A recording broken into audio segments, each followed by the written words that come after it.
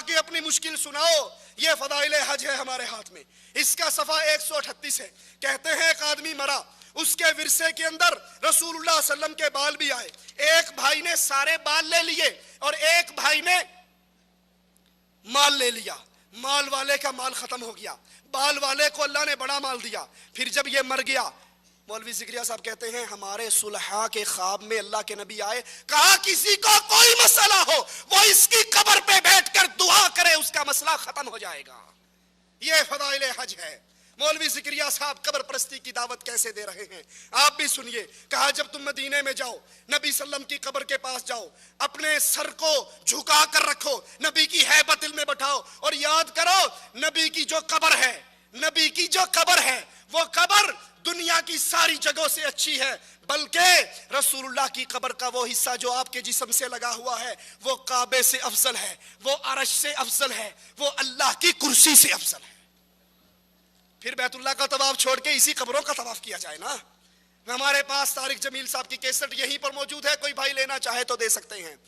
موری شریف کے دربار پہ گئے 19 امیروں کو لے کر، پھر ان کا خطاب ہوا دربار پہ۔ ان کے خطاب سے پہلے گدی نشین نے خطاب کیا، اس نے کہا مولوی طارق جمیل اور 19 تبلیغی امیروں نے ذکر میں، فکر میں، حمد میں، نعت میں، قوالی میں، سما میں، وجد میں، ایک ایک کام میں شرکت کی۔ ہم سمجھتے تھے ہمارے درمیان بڑا فرق ہے، لیکن مولوی صاحب کا عمل دیکھ کے ہمیں تو یقین ہو گیا ہمارے درمیان بننا تو بڑا ہوتا ہے، بننی کا فرق بھی نہیں ہے۔ میں مولوی طارق جمیل کو دعوت دیتا ہوں، اس سٹیج سے آ کر دعوت کا کام کرو جہاں عشق مصطفیٰ ہو اور خوف خدا ہو۔ پھر مولوی طارق جمیل صاحب نے بیان کیا ولی الاولیاء کی شان، ولی الاولیاء قطب، غوث، ابدال، اور نیچے سے نعرے لگے، نعرہ حیدری، نعرہ رسالت، نعرہ غوثیہ، یا ایھا النبی۔ اس کا ترجمہ کیا ہے غیب کی خبریں بتانے والے اور مجمع بریلویوں کا، ان کے عرس کا، نیچے سے نعرہ لگا نعرہ رسالت۔ یہ قبر پرستی کی دعوت ہے۔ قبروں پہ بیٹھو، قبر والوں کو حاجت سناؤ، اور قرآن اعلان کرتا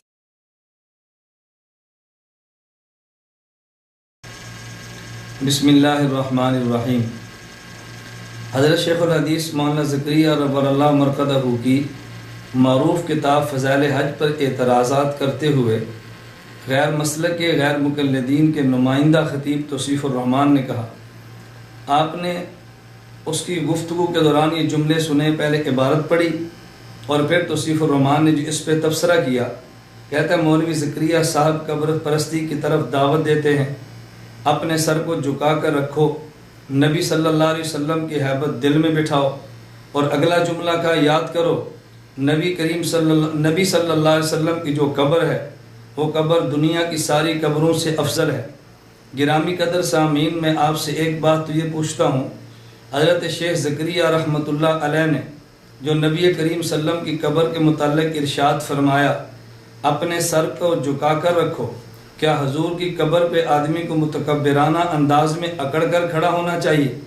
حضرت نے ارشاد فرمایا نبی پاک صلی اللہ علیہ وسلم کی دل میں ہیبت رکھو،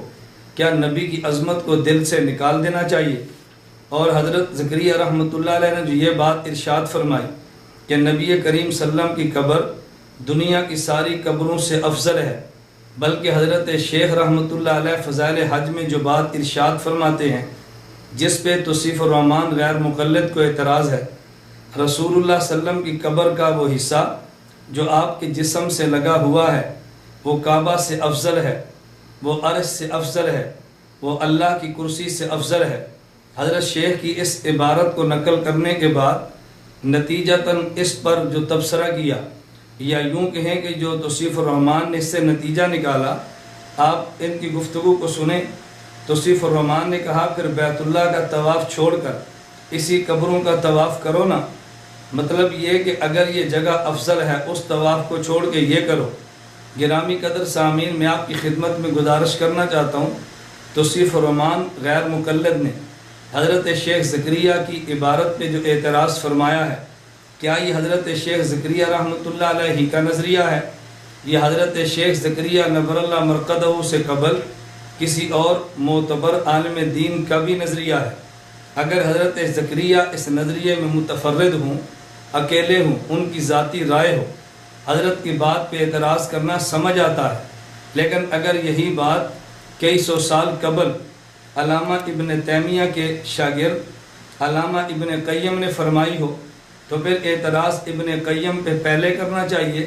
حضرت شیخ زکریا پہ بعد میں کرنا چاہیے، تاکہ ہمیں بھی پتہ چلے کہ توصیف الرحمن کو نظریے سے اختلاف ہے۔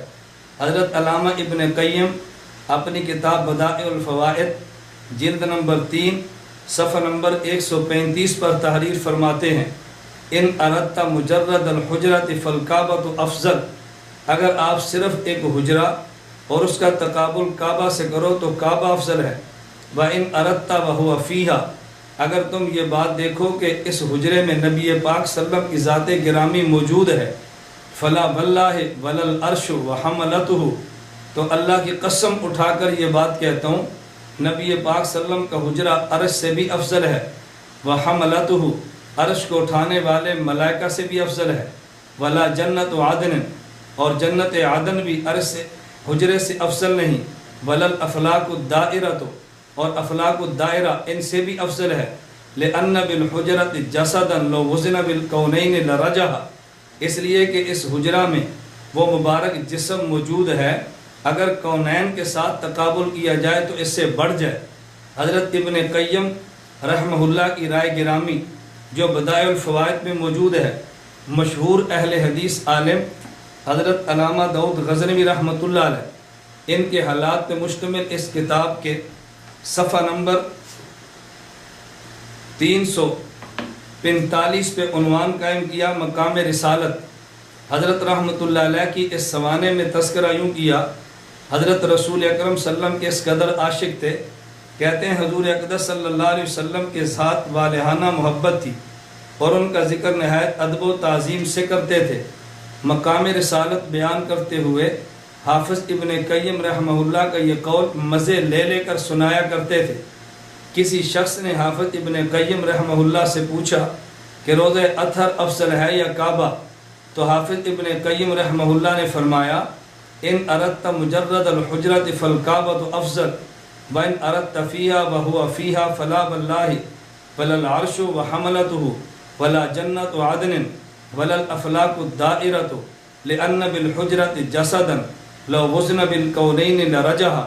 اگر تمہاری مراد محض حجرہ نبوی سے ہے تو کعبہ افضل ہے، اور اگر تمہاری مراد جسد اطہر سمیت روضہ انور سے ہے تو خدا کی قسم وہ عرش سے افضل ہے، حاملین عرش سے افضل ہے، جنت عدن سے افضل ہے، گردش کرنے والے افلاق سے افضل ہے، اس لیے کہ روضہ میں ایک ایسا جسد اطہر ہے کہ اگر دونوں جہانوں کے ساتھ بھی اسے تولا جائے تو وہ بھاری ہے۔ گرامی قدر سامعین، اب میں آپ کی خدمت میں گزارش کروں گا، حضرت شیخ زکریا رحمۃ اللہ علیہ نے جو نظریہ بیان فرمایا، علامہ ابن قیم سن 751 ہجری میں وفات پا رہے ہیں، یہ نظریہ ان کا تھا۔ حضرت شیخ زکریا کی وفات سن 1401 ہجری میں ہے۔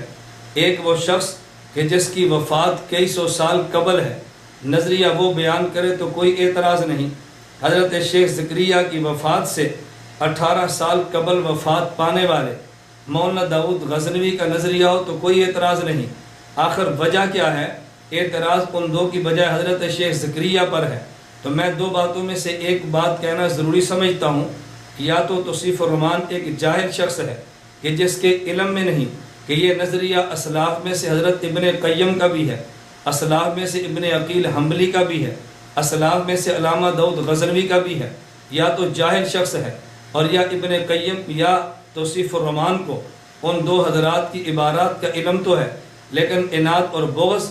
مسلک اہل سنت والجماعت دیوبند، ہمارے اکابر تبلیغی جماعت اور حضرت شیخ زکریا رحمۃ اللہ علیہ کی ذات گرامی سے ہے۔ تو میں ان دو باتوں میں سے ایک بات کہنا ضروری سمجھتا ہوں، یا توصیف الرحمن جاہل ہے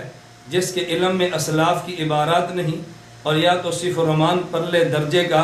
عناد اور بغض اور ضدی رکھنے والا ایک ایسا مبلغ ہے کہ جس کو بغض اور عناد ہے علماء حق سے، یا عنادی ہے بغض رکھنے والا مبلغ ہے، اور یا یہ شخص جاہل ہے۔ اگر جاہل ہو تو جہالت سے بچنا چاہیے، اگر عناد اور بغض رکھنے والا ہو تو عناد و بغض سے بچے۔ خلاصہ کلام یہ کہ توصیف الرحمن نے یا جہالت کا ثبوت دیا ہے یا بغض و عناد کا ثبوت دیا ہے۔ اللہ ہمیں جہالت اور بغض و عناد سے محفوظ رکھے اور اپنے اسلاف کے نظریے کو تھامنے کی توفیق عطا فرمائے۔ زیبکار سامعین، میں ایک بات توصیف الرحمان سے کہوں گا کہ جس طرح توصیف الرحمان نے حضرت شیخ زکریا رحمۃ اللہ علیہ کے نظریہ کو ذکر کرنے کے بعد کہا یہ قبر پرستی کی دعوت دیتے ہیں، اور اگر اس نظریے کو مان لیا جائے تو پھر بیت اللہ کا طواف چھوڑ کر اسی قبر کا طواف کرو نا۔ توصیف الرحمان سے میں کہوں گا یہ بات جو حضرت شیخ زکریا کو تم نے کہی ہے، کیا تم یہ بات علامہ ابن قیم کو کہہ سکتے ہو؟ کیا تم یہ بات علامہ داؤد غزنوی مسلک اہل حدیث کے معتبر عالم دین کو کہہ سکتے ہو؟ کیا تم یہ بات ابن عقیل حنبلی کو کہہ سکتے ہو؟ اگر ہمت اور جرت ہے تو پھر یہ جملہ تم حضرت علامہ ابن قیم کو کہو نا۔ اگر تم میں مذہبی حمیت اور غیرت ہے تو یہ جملہ حضرت مولانا داؤد غزنوی کو کہو نا۔ اگر تمہارے اندر مسلکی حمیت ہے تو پھر اس بنیاد پہ مسلک اہل حدیث کو چیلنج کرو نا، علامہ ابن قیم کے متبعین کو چیلنج کرو نا۔ اور میں یہ بات بڑے دعوے کے ساتھ کہتا ہوں کہ یہی توصیف الرحمان زہر کا پیالہ پی سکتا ہے، لیکن حرم مکہ کے قرب و جوار میں یا سعودی عرب میں یا جدہ کی سرزمین پہ کھڑے ہو کے علامہ ابن قیم رحمہ اللہ کو یہ بات ہرگز نہیں کہہ سکتا۔ مسلک اہل حدیث کے معتبر عالم دین مولانا داؤد غزنوی کو کبھی یہ بات نہیں کہہ سکتا۔ میں نے اس لیے گزارش کی ہے اس شخص کے پاس یا علم کی کمی ہے یا اس کے پاس بغض اور اناد کا وافر حصہ موجود ہے۔ اللہ ان دو چیزوں سے محفوظ رکھے، اللہ علم بھی دے اور اللہ بغض سے محفوظ رکھتے ہوئے اکابر کے احترام کی بھی توفیق عطا فرمائے۔